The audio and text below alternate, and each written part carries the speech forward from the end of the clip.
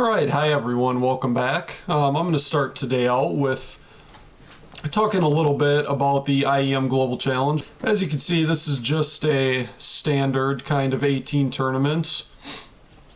Everything GSL groups, everything best of 3. We've got Heroic, Furia, Vitality, Astralis, Complexity, Liquid, Navi, and Big.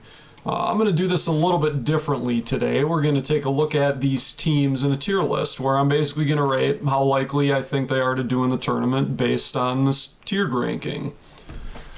Before we get into it, I'll go over kind of my thoughts on the tier list. S, obviously, tournament favorite, likely winners. I mean, you can think of the teams that would be likely betting favorites, you know, teams that you would expect to go deep in every tournament. We'll talk about the likely teams later. I got A, solid dark horses, could win tournament with a good run. Again, you know, these are teams that if they manage to beat the S tier teams, yeah, it's an upset, but it's not like it's an unreasonable upset. It's not something that, you know, is only going to happen once every 10 tournaments. It's just they're good teams, they're just not the favorites. And then B, likely playoff teams. I mean, you can think about it as these are kind of round of 8 teams, so to speak, as they're teams that are probably going to get out of the groups, but will more than likely get beat in the first round of the playoffs. And, you know, maybe for some of these teams, it's exactly what they want. C is solid competitors, could pull an upset, but deep run unlikely. I mean, these are essentially teams where even making the playoffs, you know, it's possible that they make the playoffs, but that's kind of like what their ceiling is at. You know, like you can think about it in terms of, okay, S and A tier, these are the teams that realistically could win the tournament. B, probably best case scenario is making a final, but even then, a B tier team would probably need a lot of luck just to make a final. You know, somebody gets upset in the first round. Maybe they get one of the easier first round matchups. You know, teams that are in this tier are essentially going to be trying to pull an upset and not much more than that. See, once, like I was saying before, basically the ceiling is making the playoffs. Maybe they can make a playoff run, a best of 3 competitive. Realistically, not going to win it though. And then we have D tier, likely early exit. Winning a best of 3 is unlikely but possible. I mean, you can think these are teams that might win an elimination match, but probably won't win the deciding match. And then F tier is kind of reserved for the truly horrendous teams. Winning a single map is highly unlikely. You know, I can't think of any obvious ones from recent tournaments, and I definitely think that the COVID era has made F tier teams a lot less likely than it would have been in the past. But still realistic that there are some teams that might fit, and we'll talk about that when we get there. Spoiler alert for later in the video. So the first team I have here, Liquid. I'm going to take Liquid and put them in C tier. Might seem a little bit low, but realistically, this is kind of where they belong. I mean, they haven't been able to win an NA. They've come to EU and they haven't gotten any better. They decided to part ways with Nitro, or Nitro parted ways with them, whichever way you prefer to view it. They picked up a young, up-and-coming rifler who looks like he's got a ton of potential. Maybe doesn't have it quite all put together yet and hasn't really worked with the top team and Grim. But even then, there's just something about this team that's wrong. And bringing in Moses as the head coach hasn't really fixed things either. It's hard for me to see this team even making the playoffs. So then, if that's the case, why didn't I put them in D? The simple fact of the matter is this is still, and again, we'll talk about this later, even looking at the stacked lineup that this little 8-team tournament has, this Liquid team still has just the raw skill and from top to bottom, for best player to worst player, can match up with any one of these teams easily. And I really mean easily. Like, I think the only team that can really give them a run for their money in terms of fragging is Astralis, and that's only when all 5 members of Astralis are, like, hitting all of their shots. So that's what I got to say about Liquid. I think they will probably I think that they probably won't get out of groups. Again, they might get out of groups, and we can look at the groups here. See Heroic, Furia, Navi, and Liquid. Old Liquid, I would say they should get out of this group in first place, but COVID era Liquid, probably not. I mean, there's definitely teams that could beat them here. So I put them at C. Furia. Furia, I'm going to go ahead and put into B tier. Furia haven't been quite as disappointing as Liquid since they moved over to Europe, and they've definitely had some hurdles that they've had to kind of get over. It seemed like a few weeks ago when they were up against that new look MIBR that they were going to assert dominance over that team and say, hey, we are the Brazilian team that's relevant right now until proven otherwise, until you guys can beat us. And MIBR just beat them right away. And since then, they've gotten a little bit better each time, but they still haven't shown the same ability to string together those kind of aggressive plays that we like to see out of them into more long-term success against the European and mixed competition than they have against the North American competition. And I think that makes perfect sense, because when these teams were kind of trapped into one region and they were basically just scrimming and playing each other all the time, doing something like wandering through a smoke at a time when all logic would say, oh, you shouldn't do that, more likely to catch somebody off guard. So when you're up against teams that are able to study that and aren't scrimming against them all the time, you can kind of take those kind of strategies for what they are and play around it. And, you know, European just top to bottom has more talent. So they've kind of come down a notch. But I still think that this Furia team could make some noise. They could make a playoff run. I wouldn't be shocked if they somehow made it to the final. It's hard for me to see them winning a final the way that this is stacked up, but it's not unheard of that they could. The next team, Complexity. Unfortunately, I've got to take Complexity and put them right in the F tier. I don't take any joy in doing this because I think that this Complexity team is showing a lot of promise. Way back when the COVID era started, I like what Jason Lake is doing with the squad. I think even though Blame F maybe doesn't quite have tactically the idea of what it takes to be an IGL mastered yet, I definitely think he's well on his way to being another great Danish IGL.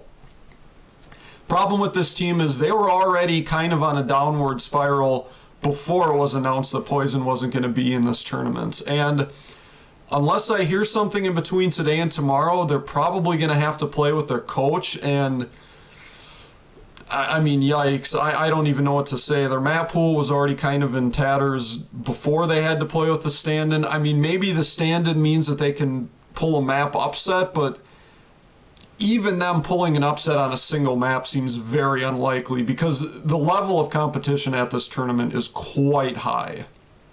So unfortunately, I've got to put them in F tier. I'd love to be proven wrong. It's just very difficult for me to see them winning a single map. I think more than likely they'll go 0-2, 0-2, and they're out of the tournament. All right, next team, Big. Wow, what a month we'll do. This Big team, which seemed like they were kind of primed to take over in the online era over the fall, whereas, you know, we'll talk about it a little bit more, whereas Heroic kind of dominated the summer. They haven't been quite as good. After their, what I would say was a very disappointing showing at Flashpoint, they've kind of fallen victim to some of these other teams rising up. I still struggle to put Big any lower than A because they are definitely still capable of going toe-to-toe with some of these teams. Well, let me think about this. You know what? I'm actually going to put them at the top of B tier. I'm going to put them at the top of B tier because I'm even trying to think about the way that they lost some of their recent tournaments is Yeah, they lost to OG and Flashpoint to knock them out. Beat by Virtus Pro. Before that, they lost in the finals to Vitality, who Vitality slowly clawed their way to being better than them. Yeah, I'm going to put Big at B tier. This is maybe a little too reactionary on the recent run of form, and I definitely think that Big is a good team. I think that they could be a team that's better at LAN events as opposed to these online events, so long as Zantares is able to keep his form up, because I mean, the book on Zantares is he looks great online, but then he goes to LAN and he becomes Lantares and he's not the same. So I'm going to put Big in B, but I think Big is a riser that I is another team that, unlike Furia, where I could see Furia making a deep run, but I can't see them winning, I could see Big winning. I just think it's much more likely they go out in the round of 8. So I'm going to have them in B tier. Then we have Navi, which Navi is the analyst's nightmare. I am going to put them in A tier. It's really hard for me to put this Navi team in A tier because they just don't really do anything right other than the fact that Simple is on the roster. That's the only thing that they really do right. And that's not even to say anything about the rest of the team. I think Electronic is a great player, but Electronic is a great player within the normal bounds of Counter-Strike. Simple is just so far and above better than anybody that I have ever seen play this game. It is shocking that this Navi team isn't able to win more consistently than they do. Unfortunately for them, they are a team where it's just, does Simple get to 30? If Simple gets to 30, they can win any map. If Simple gets 29, they likely can't. And you can kind of see that Bit isn't integrated into the team yet, not necessarily his fault. I don't rate Boomich as an IGL. I still don't. Again, Electronic, great player, but the biggest disappointment to me in this COVID, in the online era, is Flamey. I think is kind of fallen off of a cliff. I mean, he's been around a long time, so, you know, maybe he's finally hitting his career peak and it's going to be downhill from here, but yeah, Flamey's been a major disappointment. But again, this Navi team, Simple shows up, they can beat any team in the world. But he has to get more than 30 frags, and that's to even have the discussion of them being in the game. Because the problem with Navi is I could just as easily see them winning this tournament and failing to get out of groups. I mean, that is kind of the gap between their floor and their ceiling. But I am going to keep Navi in A tier because as of late, they've been performing better. Vitality, easy S tier. I think Vitality is the #1 team in the world. I think their resume speaks for itself. The fact that they were kind of second fiddle to Heroic in the summer, then they were second fiddle to Big, but you can see every single time they got closer and closer, and then they managed to overcome Big, and since then they basically beat every single team that's put in front of them. Most of the time it's pretty convincingly. We'll get into it a little bit later with the last team on this list. I think Zai Wu, because like I was saying before, you have the normal bounds of what you would expect from a Counter-Strike player. Zai Wu right now is the best player that exists within those bounds. It's just that Simple is such an insane outlier. If you wanted to look at any reasonable data set of players, you would have to exclude him because he just breaks the game otherwise. Next team, Heroic. Yeah, in the same way that a month changed a lot for Big, since summer, Heroic hasn't really been the same team. I mean, I know that they've gotten into playoffs of the last few events that they've been at. And to be fair to them, they've lost to Vitality, but what also worries me is in that same run, they also got beat by Godsend. And not a Godsend that was, well, I suppose they were playing well at that tournament. At that tournament, they beat Astralis. So Heroic is still a team to be reckoned with. It's just that I think that they hit their peak at the right time in this summer during the COVID era. And unfortunately, I I also kind of think that the coaching ban hurt them. And I also think that they've unfortunately just been figured out. I think that teams have figured out how to play around them, or figured out how to play around that style. And some of the teams which were still kind of adjusting to the COVID era, and we can even talk about how Vitality were figuring things out. Masuda and Naivira weren't integrated into the team properly. Astralis was saying that they were screwing around with the 10-man roster, but really they just kind of fielded a worse team. So they basically had kind of a period in time where they were essentially placeholder number ones. I am going to put Heroic in B tier. I'm going to put them in the lowest spot in B tier. Like I said, they've done well to get into the playoffs of the last few tournaments they've been at, but they've only been a quarterfinals team. They haven't been able to break that. I still think I put them better than Team Liquid. I put them a little bit worse than Furia. I think Furia has a bigger distribution of where they could finish. I think that Heroic is pretty solid in how good they're going to play, and Furia's a little bit more of a wild card. But I just think that Furia is going to show the better parts of their game as opposed to the worst parts. And then the final team on this map, Astralis, I am going to put them in S tier. I'm going to put them behind Vitality.